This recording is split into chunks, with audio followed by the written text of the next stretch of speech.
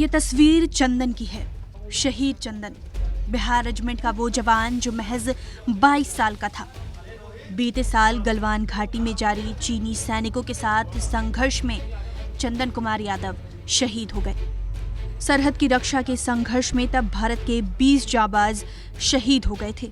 इन्हीं में एक भोजपुर का लाल शहीद चंदन भी था। चंदन की शहादत को अब कई महीने बीत चुके हैं, लेकिन संतान को खोने का दुख महज महीने या सालों के बीत जाने से कम नहीं होता, वो भी तब जब वो घर का सबसे छोटा संतान हो। महसूस होता है कि हमारा बेटा देश के लिए सेवा में वो मारा गया। आपके और भी जो लड़के हैं वो भी फोर्स में है ना? हाँ, मेरा सब लड़का फोर्स में है और 3 गो मेरा फोर्स में लड़का है। ये चौथे बेटे थे, छोटा सबसे थे। हर दिन चंदन का परिवार इस दर्द से गुजरता है, लेकिन चंदन के माँ बाप की हिम्मत देखिए। 4 बेटे हैं और चारों ही बेटे भारतीय सेना में।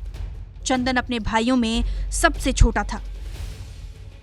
शहीद चंदन का एक भाई अभी भी भारत चीन बॉर्डर पर तैनात है। देव कुमार, जो सभी भाइयों में सबसे बड़े हैं, ये कहते हुए भावुक हो जाते हैं कि एक भी ऐसा दिन नहीं गुजरता जब वो अपने सबसे छोटे भाई को याद नहीं करते। अभी तो वहाँ पे मेरा एक छोटा भाई अभी चाइना बॉर्डर पे है। एक दिन भी ऐसा कोई नहीं होता है जब हम याद करके आंसू गिरे। भाई के याद में, भाई तो भाई ही होता है। जवान जब हम कसम खाते हैं तो उस समय कसम खाते हैं कि आंधी तूफान आग कोई भी हो, हम अपने देश के लिए एक जमीन 1 इंच मिट्टी के लिए हम शहीद होने के लिए तैयार होते हैं। सरकार ने चंदन की शहादत के वक्त कई वादे किए थे, जिनमें 2 पूरे हो चुके हैं। बाकी सभी वादों पर काम चल रहा है।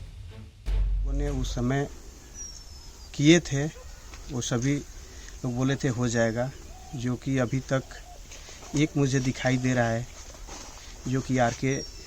सर द्वारा बोला गया एक स्टेडियम यहाँ पे, जो कि हमारे गांव का ज़मीन है पूरा, और ये घर से लेकर के यहाँ तक शहादत स्थल तक रोड, तो वो अभी तक दिखाई दे रहा है मुझे।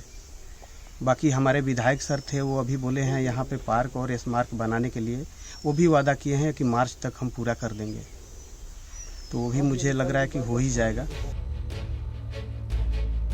पिछले साल जून के महीने में लद्दाख सीमा पर चीन के साथ भारतीय सैनिकों की हिंसक झड़प में 20 जवान शहीद हुए थे।